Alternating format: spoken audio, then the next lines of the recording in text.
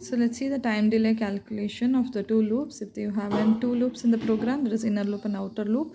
So let's go to the formula. This is the time delay calculation. So time delay is calculated by time taken to execute the loop outside the instruction, and it is a time taken to execute the loop inside the instruction.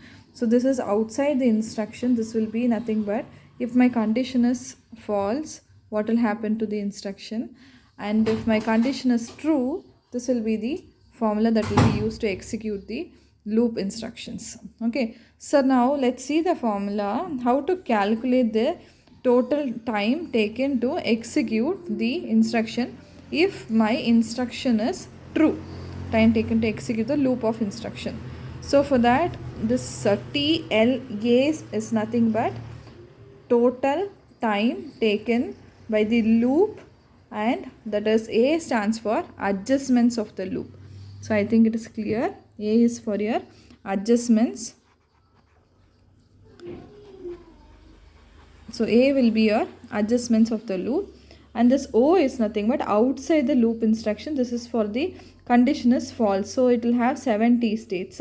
I'll be once again telling you how this 7 T state. Time to execute the instruction outside the loop, yes. Time to execute the loop instructions, that is total loop instructions.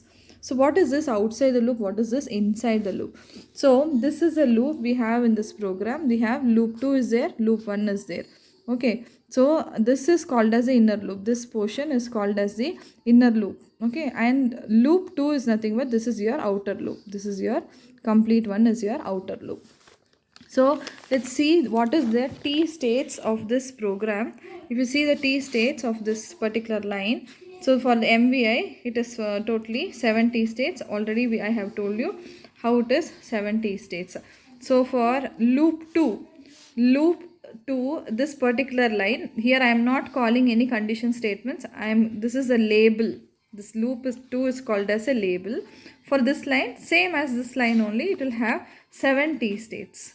So this is having based on the register B 0 to 7, based on the register C. So 8-bit registers, based on that it is going to work. So if I am calling J and Z loop 1, so J and Z is nothing but it is a conditional statement. If the condition is true, jump. If there is no 0, then it will go to loop 1. So if it is true, it will go 10 T states. If it is false, it will go to 7 T states. That is a maximum number of time that particular loop or that complete cycle is going to work for. And DCR, this will be half of your register. So DCR instruction will take 4 T states. And here also it will have 4 T states. J and Z loop, again it will have either 10 or 7. So this loop 2 is called as the outer loop. So this is my outer loop. So outer loop, if the condition is false, the T state will be 7. So condition, or if it is false, it will be 7. Total loop adjustments. So total loop adjustments, it is going nothing but how many times this particular loop is going to execute, that is complete set of loop. Total time taken to execute all the loops in the program, that is when the condition is true, 20 states. Okay, so now I need to know what is the formula of adjustment. Adjustment is nothing but first I should take loop 1, I should do the adjustment, then I should take the loop 2 and I should do the adjustment. So loop 1, the formula is minus 3 T states. I told you how 3 is coming. So this 10 T states if the condition is true, and 7 T states if the condition is false. I can avoid the delay if I get the difference of this to 3 T states. Based on this, I can avoid the delay. I can adjust the loop and multiply it by a system clock period. What is the system clock period? So total loop adjustment I will be getting from the loop out inside the loop minus 3 if I subtract 3T multiplied by system clock period. Let's see what is the system clock period. So system clock period is nothing but the amount of time that is spent inside the system for that particular instruction to execute. So here we are taking the system clock period or maximum time we are taking to load this program inside the memory location also. I can call that as a system frequency or number of time it is taking to execute one T state. For one T cycle, for one particular cycle, what is the frequency? So it is a t state, time taken to execute one t state. So one t state, one circle, if I want to go, it will take half of your time, half a millisecond I can tell. So I am telling it is 1 divided by 2 megahertz. System frequency is 2 megahertz as based on the, so 1 divided by 2 megahertz is what the time taken.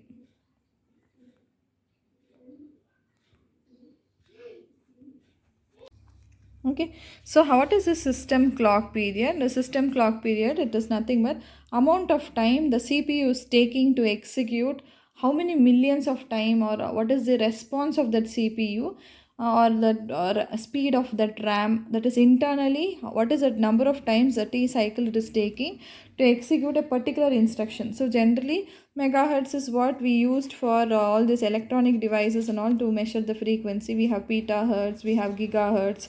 So gigahertz and all I can tell as billions of cycles per second. Just megahertz I can tell it as 1 million cycles per second. What is the time executed by that particular electronic devices, maybe a CPU or your RAM, based on that. So here I am taking it as that is 1 megahertz, half of the 1 by 2 megahertz will be your system clock period. So if you calculate half, 1 by 2 is nothing but 0.5 into the 10 to the power of minus 6 will be your microseconds. If I want to represent in seconds, I can add 0.5 into 10 to the power of 6 microseconds. So now we have the system clock period, we have it as 0.5 microseconds. Now let's calculate the first one, that is loop 1. Loop 1 of your total, the first loop instruction. Okay, so TL1, that is the time taken by the loop 1. So what is this loop 1 according to my program? Loop 1 is a label and it has DCR instructions. Move immediately CFFH. So I need to know the formula first for how to calculate loop 1. It is T. T is nothing but system clock period. Inner loop, how many inner loops are there between the loop 1? In the loop, that is inner loop is your loop 1. In that loop 1, how many cycles are happening? And N. N is nothing but the decimal equivalent of that particular instruction for how many times it is going to execute. So this is the 2 lines of the code where loop 1 is coming. So move immediately DCRC. Okay, C I need to know the value. C is nothing but FFH. So I need to calculate the decimal equivalent. FF 16 power 0 and FF 16 F into 16 power 1. I will get 255. This is your decimal equivalent. Clear? Now I need to calculate total loop 1 T into inner loop states multiplied by n10. So how is this inner loop states calculated? Inner loop states, it is like I should take the number of T states where all these instructions are happening, which is the inner loop. So J and Z, that is 10. If the condition is true only, it will go to this particular loop itself. So this 10, okay. Then DCR instructions, what is the T states of DCR? It is 4. So 10 plus 4, 14 T states. So that I am substituting here. Yeah. Now next I need to know the decimal equivalent of this particular register. C is a register. C it is DCRC. Here we know already, move immediately CFFH. So that is the decimal equivalent we have just found, 255. So if you multiply all these things, you will be getting 1785 microseconds or 1785 into 10 to the power 6 microseconds. So this is for the total loop, that is outside that is inner loop. Time has been calculated, time for your inner loop. This is without adjustments. So now I need to do the adjustments in the loop. Only if I am going to adjust the loop, I can minimize the delay. I told in the beginning itself why we are using 3T. This is if my subtracting the condition 10 minus 7, 3 T states can be avoided among that, so that further the delay can be reduced. So whatever you got the answer multiplied by a system clock period. System clock period is something but number of T cycles, how many times the system is going to execute. So when I am subtracting, I need to multiply that clock's period also. Only then I will be able to multiply and then you will subtract. You will be getting the adjusted time delay of loop 1. So I am adjusting the loop first of the loop 1. Loop 1 adjustment is done. Okay. quickly once again we'll review what all things we have seen. That is, first thing, we are finding the system clock period, that is 0.5 microseconds I know, and I'm trying to calculate the loop 1. Loop 1's formula is T, system clock period, inner loop states, how many times at T states that particular instruction is running, and the decimal equivalent of that particular instructions register. So if you take this instruction, so you must know C is for loop 1 and B is for loop 2. So C is working based on decrementing C, loop 1 is working. Loop 2 is working based on decrementing. Every time B will get decremented, then it will come to loop 2. This conditional true, it will go here. Then again B is decremented. So B is for loop 2. So now based on C, I calculated the first loop. So I got the answer, and then we have done the loop adjustments. First loop adjustment. Now same way I should do for second loop. Same formula, T multiplied by 2 total loop states and then multiplied by decimal equivalent. So when I am calculating the loop states of TL2, I should see which is loop 2. This is loop 2. Okay. So here I am calling the loop 2. So loop 2 is being called every time, and inside this loop 2 only I am getting loop 1 also. If I want to find the total loop, I should also take the answer of loop 1. Loop 1's answer I got 1783.5. This also it is coming in between the loop.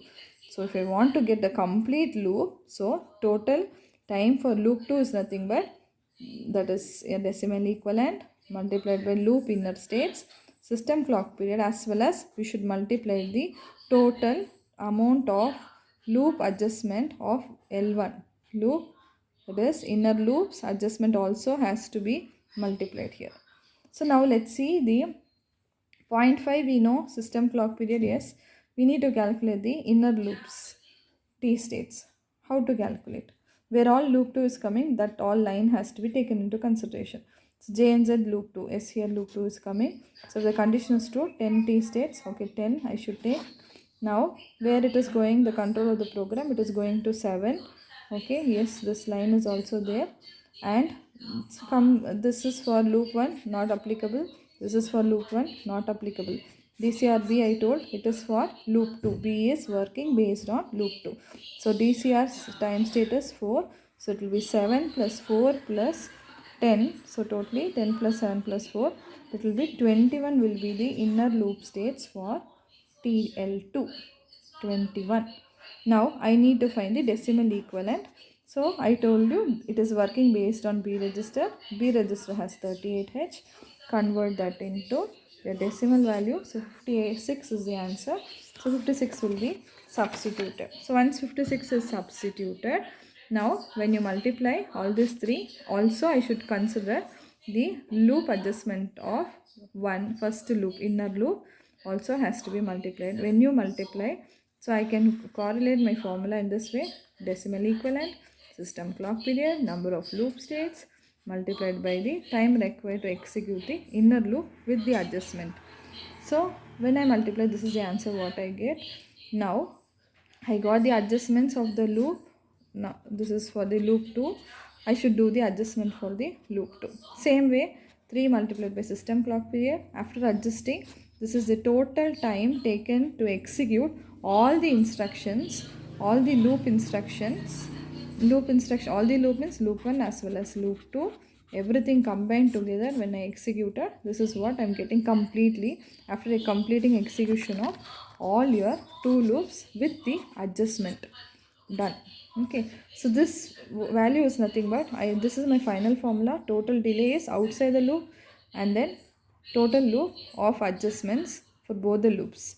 So this answer I have got, that is 100,458.5.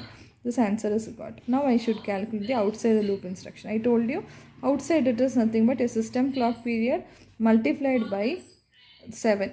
You can ask me, ma'am, like total outside the loop also I should take the decimal equivalent multiplied by T states, multiplied by number of your loop states. Number of loop states. T is your system clock period number of loop states is 7, that is if the condition is false. If the condition is false, there is no point, it will not execute any of the register value. It is not doing anything, it is just doing the, if this condition is false, system clock period, that is how many cycles the system is going to take, 0.5 multiplied by 7, 3.5. so if you sum this to, the total delay is calculated. So 100 462 microseconds, or 100 462 into 10 to the power of 6 minus 6 seconds you can represent. If you want to divide, convert into milliseconds, divide by 1000, this is micro, so milliseconds, so we'll divide by 1000, so you'll get 100.46 milliseconds. So this is a total delay to execute the following instructions in the program. Hope it is clear. Thank you.